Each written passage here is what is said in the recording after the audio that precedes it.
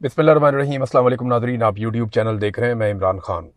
Nadreen, सबसे पहले तो ये है कि निज़ाम पूरा का पूरा ही फंस गया। अब किसी को समझ नहीं आ रही कि निकलना कैसे, और जिस आदमी की वजह से फंसा है वो पीछे हटने के लिए तैयार नहीं है। पाकिस्तान की मिलिट्री एस्टेब्लिशमेंट ने 3 साल तक इमरान खान साहब का एक एक लम्हा रिकॉर्ड किया है, एक एक जुमला और एक एक चीज़ रिकॉर्ड की है। इतना ज़्यादा अंडर ऑब्जर्वेशन में कभी भी किसी को नहीं रखा गया। बाकायदा इस काम के ऊपर ऑफिसर्स लगाए गए हैं कि रोज़ाना की बुनियाद के ऊपर इमरान खान को सुनो, रोज़ाना की बुनियाद पे इमरान खान को देखो, वो क्या करता है, क्या खाता है, कैसे बात करता है, किन चीज़ों पे गुस्सा करता है, किन चीज़ों पे गुस्सा नहीं करता। तो इमरान खान की शख्सियत को समझने में थोड़ी मदद मिले ताकि उसको शिकस्त दी जा सके।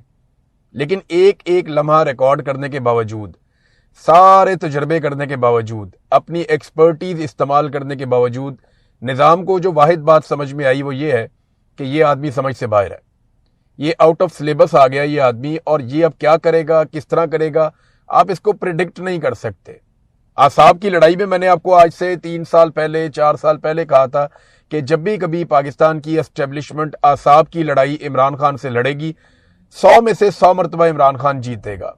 वो आसाब की लड़ाई में इनसे कभी नहीं हारेगा, उसके आसाब बहुत मजबूत हैं। और ये बात पाकिस्तान में ये सिर्फ मिलिट्री जर्नैलों को समझ नहीं आएगी, ये दुनिया भर में जिन लोगों ने इमरान खान से पहले मुकाबला किया है वो भी इस बात को जानते हैं और इस बात की गवाही देते हैं। दुनिया के बेहतरीन स्पोर्ट्समैन कहते हैं कि हमने इस जैसे मजबूत आसाब का आदमी नहीं देखा। तो इमरान खान साहब को हराने का कोई बंदोबस्त हो नहीं रहा और अपने जीतने का कोई जुगाड़ लग नहीं रहा। यानी इमरान खान को कैसे हराए? जब तक पब्लिक उसके साथ है आप उसको जबरदस्ती तो हरा सकते हैं, आप धांधली और 2 नंबरी से हरा सकते हैं, लेकिन प्रॉब्लम यह है कि इमरान खान को हराने का कोई बंदोबस्त हो नहीं रहा और जाली हुकूमत बना के उससे मुल्क चलाने का भी कोई बंदोबस्त नहीं हो रहा। यानी मुल्क चल ही नहीं रहा। तो बार बार करते ये है कि जाके इमरान खान को एक नई डील ऑफर करते हैं, हर थोड़े अरसे के बाद एक नई डील ऑफर करते हैं। डील क्या होती है? हर मरतबा कहते हैं जी आप इतना अरसा चुप रह जाएं, आप इतना अरसा साइड पे चले जाएं, आप इतना अरसा इंतजार कर लें, फिर इलेक्शन आ जाएगा, आप हमारी ये वाली बात मान लें, आप हमारी वो वाली बात मान लें। देखिए, रास्ता निकालने के लिए तो इमरान खान रास्ता निकालेगा। वो एक सियासतदान है, कोई रैम्बो फिल्म नहीं चल रही यहाँ पे, कोई कमांडो एक्शन फिल्म नहीं चल रही। वो एक सियासतदान है, वो सियासी तरीके से मसले का हल निकालेगा। इमरान खान को रॉकेट लॉन्चर लेकर जेल में नहीं बैठे हुए, ना इमरान खान ने बाहर आके कोई एटम बम का बटन दबा देना है, या ना इमरान खान ने कभी क्लाशनकोफ लेके, वो अच्छी तरह मुझे याद है इमरान खान साहब ने ये बात हमें एक मरतबा से ज्यादा मरतबा बताई, और ये शायद आपने कभी सुनी भी होगी कि कराची में जब बहुत सारी मुसल्ला जमातें होती थी और पाकिस्तान तहरीके इंसाफ एकदम कराची में ऊपर जा रही थी, तो इमरान खान साहब को यह मशवरा दिया गया और बार बार दिया गया कि हमें भी अपने कुछ मुसल्ला लोग रखने चाहिए, कराची में आप सर्वाइव ही नहीं कर सकते। तो इमरान खान ने कहा था कि अगर हमने मुसल्ला विंग बना लिया तो हम कराची को कभी आजाद नहीं करवा पाएंगे। वो इस बात में मानता ही नहीं है हथियारों में, वो इस बात में मानता ही नहीं है। हाँ, वो स्ट्रगल के अंदर मानता है, जिद्दोजहद के अंदर मानता है, जमहूरियत में और बातचीत में मानता है। तो इमरान खान ने तो बाहर आके भी टेबल पे बैठना है, कोई उसने बंदूक तो चलानी नहीं। अब टेबल पे बैठने के लिए मिलिट्री एस्टेब्लिशमेंट के पास ना ये इमरान खान को फेस कर सकते हैं, ना उसकी आंखों में आंखें डालकर देख सकते हैं। ये इमरान खान तो बहुत दूर की बात है, और बहुत सारे लोग हैं, हसन न्याजी की आंखों में आंखें डालकर नहीं देख सकते, यास्मीन राशिद का सामना नहीं कर सकते, ये सनम जावेद का सामना नहीं कर सकते। मैं एक आम सा आदमी हूं, मेरी आंखों में आंखें डाल के इनमें से कोई भी नहीं देख सकता, जितना मर्जी बड़ा ऑफिसर हो। क्या करेगा? शर्मिंदा होगा और क्या होगा। तो इमरान खान ने इनको दीवार के साथ लगा दिया। अब ये उसको डील देते हैं बार बार कि किसी तरह को डील मिल जाए जिससे हमें फेस सेविंग मिल जाए। इमरान खान उसके ऊपर मानने को तैयार नहीं है।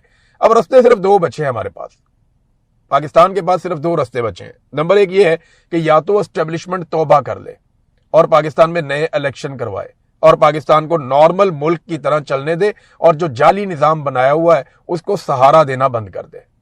एक तो तरीका ये है।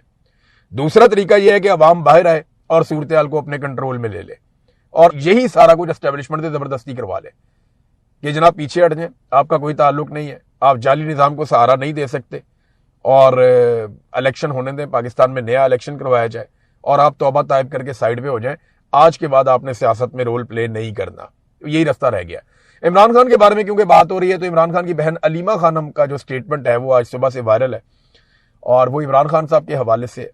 और इमरान खान ने जेल से पैगाम भेजा कि मेरी बहनों से कहो मेरे लिए आवाज उठाए, मुझे नजर नहीं आ रहा। अब ये जो इमरान खान की एक आंख का इशू है ये बहुत बढ़ता जा रहा है। मैं देखें, ना आप जानते हैं, ना मैं जानता हूं, ना इमरान खान की बहनें जानती हैं। یہ صرف سرکار جانتی ہے کہ انہوں نے عمران خان کے ساتھ کیا کیا ہے۔ عمران خان کی آنکھ کتنا کام کر رہی ہے اس کے لیے سورسز سے آنے والی خبر ہمیں بتاتی ہے۔ حکومت خود کہہ چکی ہے کہ ان کی 85% آئی سائٹ ختم ہو چکی ہے۔ یہ حکومت کا اپنا دعویٰ ہے۔ اب اس سے زیادہ اگر اور ختم ہو گئی ہے تو پھر تو وہ دیکھنا 15% ہوتا کیا ہے؟ کچھ بھی نہیں۔ آپ 15% دیکھنے کی کوشش کریں، 15% کا ویژن کچھ بھی نہیں ہوتا۔ آپ سامنے کھڑے ہوئے آدمی کو پہچان نہیں سکتے۔ تو عمران خان صاحب کہہ رہے ہیں کہ مجھے نظر نہیں آ رہا، میری بہنوں سے کہو میرے لیے آواز اٹھائیں۔ جو ڈاکٹرز آئے ہیں میں ان سے مطمئن نہیں ہوں، جو چیک کرنے کے لیے آتے ہیں عمران خان صاحب کو، انہوں نے کہا میں ان سے مطمئن نہیں ہوں۔ ڈاکٹر عاصم یوسف اور ڈاکٹر فیصل سلطان، ان سے کہا جائے کہ میری بلڈ ٹیسٹ رپورٹس چیک کریں۔ یہ علیمہ خانم نے ٹویٹ کر کے عمران خان صاحب کے حوالے سے بتایا۔ ناظرین ایک بڑی پازیٹیو چیز ہوئی ہے، دیکھیں جب نیگیٹو تھی تو میں نے اس کو نیگیٹو بتایا تھا، جب پازیٹیو ہے تو پھر میرا کام ہے کہ میں یہ بھی بتاؤں کہ اب وہ چیز ٹھیک ہوئی ہے۔ شفیع اللہ جان نے ایک سٹیٹمنٹ دیا، انہوں نے کہا کہ ہم نون لیگ سے ڈبل ظلم کریں گے، ہم ان سے انتقام لیں گے۔ میں نے اس سٹیٹمنٹ کے اوپر وی لاگ کیا اور میں نے اس کی مذمت کی کہ اگر آپ نے بھی آ کر بدلہ لینا ہے اور انتقامی سیاست کرنی ہے تو پھر تو یہ سارا کچھ کرنے کا فائدہ ہی کوئی نہیں ہے۔ پاکستان میں کسی کو کسی سے انتقام نہیں لینا چاہیے، رول آف لا ہونا چاہیے۔ جمہوریت بہترین انتقام ہے، بے نظیر بھٹو نے بات ٹھیک کہی تھی۔ جو اصل میں بات ہے وہ تو پیپلز پارٹی نے تو جمہوریت کبھی دیکھی ہی نہیں بے نظیر بھٹو کے بعد۔ ان کو تو پتہ ہی نہیں ہے زرداریوں کا قبضہ ہو گیا پارٹی کے اوپر، انہوں نے بے نظیر کا سٹیٹمنٹ لے کے تو گیم اٹھا دی۔ بے نظیر نے کہا تھا کہ جمہوریت جو ہے وہ بہترین انتقام ہے، اور اگر آپ رول آف لا لے کر آئیں پاکستان میں تو ہر ظالم سے انصاف ہو جائے گا۔ رول آف لا لانے کی بات کرنی چاہیے، انصاف کی بات کرنی چاہیے، احتساب کی بات کرنی چاہیے، غلط کو غلط کہنا چاہیے۔ جب آپ ان چیزوں کی بات کریں گے نا تو آٹومیٹکلی ان ساروں کا احتساب ہو جائے گا، بجائے اس کے کہ آپ کہیں کہ ہم بدلہ لیں گے۔ تو اچھی بات یہ ہے کہ شفیع اللہ جان نے انتقامی کارروائیوں کے اپنے بیان کی تردید کر دی ہے، اور وہ بیان ان کا ایک رد عمل کے طور پہ تھا۔ ان کا یہ کہنا ہے کہ جیسے ہمارے اوپر ظلم ہو رہا ہے تو کبھی کبھی اس طرح کا بیان ہم رد عمل کے طور پہ دیتے ہیں۔ تو یہ بڑی اچھی بات ہے کہ فوری طور پہ نہ صرف انہوں نے اس بات کا ادراک کیا کہ جو سٹیٹمنٹ میں نے دیا وہ سٹیٹمنٹ غلط ہے، اور یہ اصول بھی غلط ہے۔ اگر آج ایک بدلہ لے رہا ہے، کل دوسرا لے گا، پرسوں تیسرا لے گا، تو ملٹری اسٹیبلشمنٹ کے لیے تو بڑا آسان رہے گا۔ یہ جرنیل آپ کے سروں کے اوپر ہمیشہ اپنے جوتے رکھ کے مسلط رہیں گے۔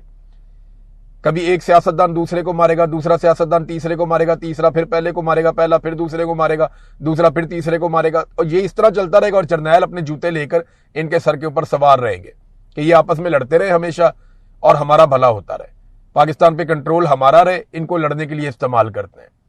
تو اچھی بات ہے، شفیع اللہ جان صاحب نے اپنا سٹیٹمنٹ جو ہے اس کی تردید کی ہے، اور وہ ایک پولیٹیکل کارکن ہے، ابھی ان کا نیا کریئر ہے، سہیل آفریدی کا بھی نیا کریئر ہے۔